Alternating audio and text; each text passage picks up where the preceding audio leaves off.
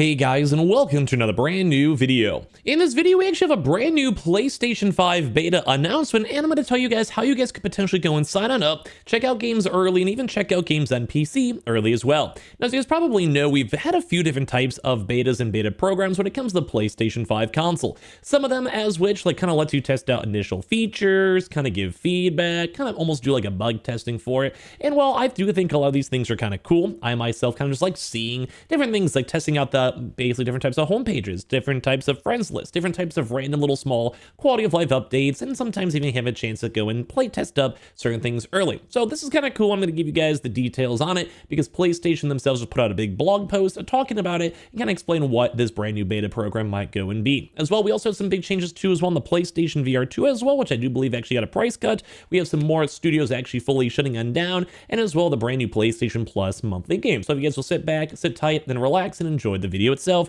Subscribe if you guys are new, subscribe to the second channel if you guys want to be active on there very soon. Of course, the Twitters down below and the Twitch, and I appreciate y'all for watching. Let's go and dive on in. So first and foremost, the biggest news is the registration for the brand new beta program at PlayStation officially starts as of today. So if you guys want to go test it out, like I mentioned, you guys want to check out early access for games or PC stuff or whatever, we'll dive into it a little bit. But basically, you can now go and access it as of today from the PlayStation blog. Be a part of delivering the very best experiences from PlayStation through the beta program at PlayStation. Over the years, many of you have participated in various different types of beta programs from Sony Interactive, which has helped us deliver the best possible gaming experiences to gamers around the world. And we're truly grateful for your participation. I said that wrong, but whatever. That's why we're pleased to introduce the beta program at the PlayStation Initiative. It's an easier, more consolidated way for gamers to sign up to participate in future PlayStation betas across a wide range of PlayStation experiences. The beta program at PlayStation will create an easy, centralized place for you to register your interest in a range of future PlayStation betas. A single registration for beta program at PlayStation will allow you to express interest in gaining beta access to test participating games for the PlayStation 5 console and PC. New PS5 console features, PlayStation app features, and even user experience features at PlayStation.com. You'll need to sign up once to express interest in these various betas, and if you receive an invitation to a specific beta, it's up to you to decide whether you'd like to participate or not. So basically what they're trying to say is hey, we're going to probably start introducing a lot more stuff and a lot more various things, and if you want to be a hardcore PlayStation user to test these things out, and I do know a lot of people do like that, I myself am included because I like to make videos on it or talk about it or share my experience with it. Basically, you sign up for it and you have a chance to almost be in it seems like a raffle system to be chosen to participate in this. Saying the players must have a valid PlayStation network in good standing, so not something naughty, up there with the current email address, and basically any restriction or violation, you're just not good. Players must live in the region where the beta program at PlayStation is available. I'm sure in America, probably 99% of us will be good. Same with the UK and other popular places like Canada, Australia. I'm sure you guys are all fine.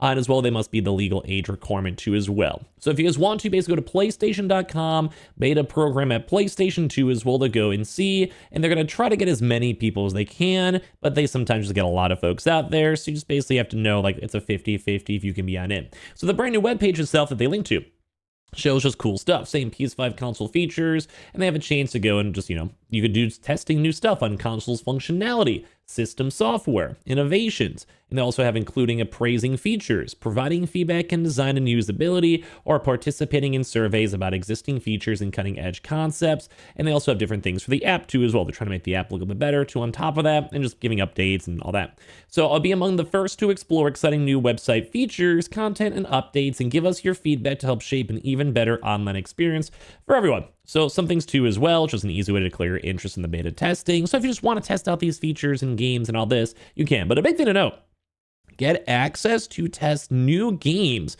and console features and help us make them the best that they can. So obviously testing out normal features and friends list improvements or UI stuff, I'm sure that's great. I like doing that myself.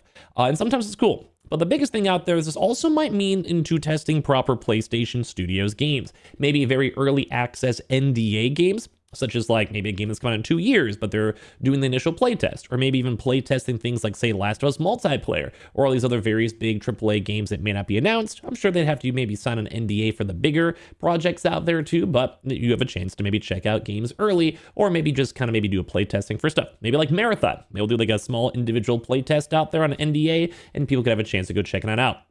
And as well, also same thing for PC too as well. They made a PC Notion on top of that, so you just have a chance to do it.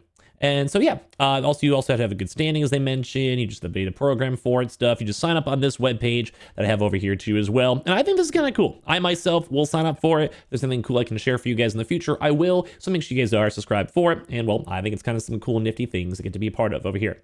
Now, some other cool news too is I think they're changing the price in the PlayStation VR 2. Now, this might have been a few days ago. I just figured might as well. We're seeing a little bit more VR news in the news itself. But overall, they have had a chance to go and change up the prices now in March, which is also why I'm talking about it now, because we are technically in March too as well.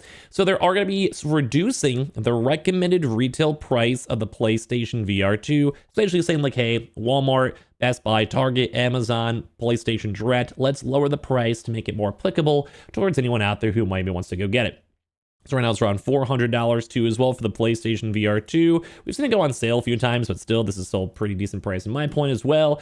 But the bigger thing is the Call of the Mountain bundle, which is also $400 too as well, which I'd probably recommend if you guys want to buy the VR, do this instead. Although we have had the MetaQuest, I've had a chance to promote on the channel itself, which is also pretty good. But don't forget, this also does now have the PC integration, and I do think that's actually something very neat and very cool. So they also have been trying to promote out this a little bit more. They have like Alien games, different random games, Metro Awakening 2 as well, and other future games coming out in the near future. So they're trying to do a little bump and push once again for the PlayStation VR, which I'm very happy to know and hear that, well, at least it's not fully donezo. That's a good sign. Now, as well, if you just want a quick update too, we do have Dragon Age, the Veilguard, which only came out a few months ago, being added to the PlayStation Plus monthly games, as well as the Teenage Mutant Ninja Turtles and a Sonic game. Pretty good PlayStation Plus, although very surprising that, well, Dragon is already there. Like, apparently didn't sell as good. The reception wasn't as good as people expected. And at the end of the day, it's crazy. I mean, it's good for us PlayStation users and PlayStation Plus members, especially people re-upped it for maybe Monster Hunter Wilds, like how I did.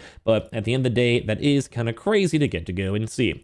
Now, some other kind of bigger news too as well for some more stuff over here is that Warner Brothers Games is shutting down Monolith Productions. Player First Games in WB San Diego, sources are telling everyone on Bloomberg.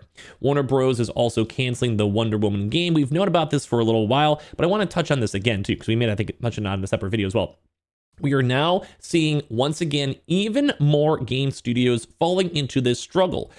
I don't know what it is about the gaming sphere. Maybe just people are just getting very, very done with mediocre games. And some games like Monster Hunter, which just sold over 8 million copies, doing phenomenal. I myself still like the game, wasn't my favorite Monster Hunter so far, so I'm going to check it out and doing post-game HR stuff. And I think it deserves a success nonetheless. I just like the fact that I'm seeing Monster Hunter getting more mainstream success. I think that's a win, in my opinion. It's always been a fun niche game. So seeing it kind of finally go mainstream is nice. But we're also seeing all these other mid-tier games that you would expect to go mainstream. I think these games of like these superhero games and genres. While Marvel Rivals did phenomenal, did very well. It's going mainstream. Other games out there aren't really doing so much. And it's kind of crazy once again as we cover this news that there is just hundreds, if not billions of dollars going into games we will never have a chance to see.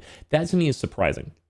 It's crazy. It's like just shows the current state of affairs for when it comes to the gaming sphere as a whole. Like it really is ridiculous for me that we can sit over here and have $100 million and nothing to show of it. Like, it's just crazy. And I almost feel like we're in like a weird gaming recession right now where a lot of games are just not being made. And a lot of the community doesn't even know what games they even want to play at this point. Live servers are not. MMOs are not. Like FPS games, who knows? Call of Duty, at this point, God only knows what people really like in this day and age. But I'm one of those people, I'm a variety guy. I'll play pretty much any game out there. But seeing all this kind of turmoil in the gaming sphere is not usually the funnest thing out there. But I do like when games that deserve to success get successful. Like, I think it's really worthwhile. I think Marvel Rivals has a great dev team behind it. It's great. But would I have also wanted to play a Wonder Woman game? Well, if it wasn't horrible and kind of like shoddy, yes, I think I would. I think I would have been okay with it. So seeing that one game can kind of cause a cascading effect and completely destroy an entire multi-billion-dollar business and shut down multiple of hundreds, if not thousands of jobs is somewhat concerning to see as we're all looming this on out, especially as we've seen so many layoffs in the PlayStation and Xbox side.